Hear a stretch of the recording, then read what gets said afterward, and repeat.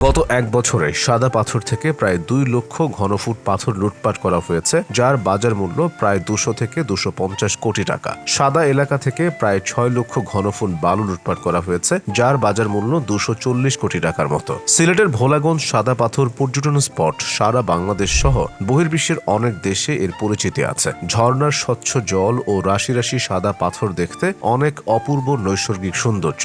এই পর্যটন স্পটের কথা বললে সারা বাংলাদেশ চিনে থাকে।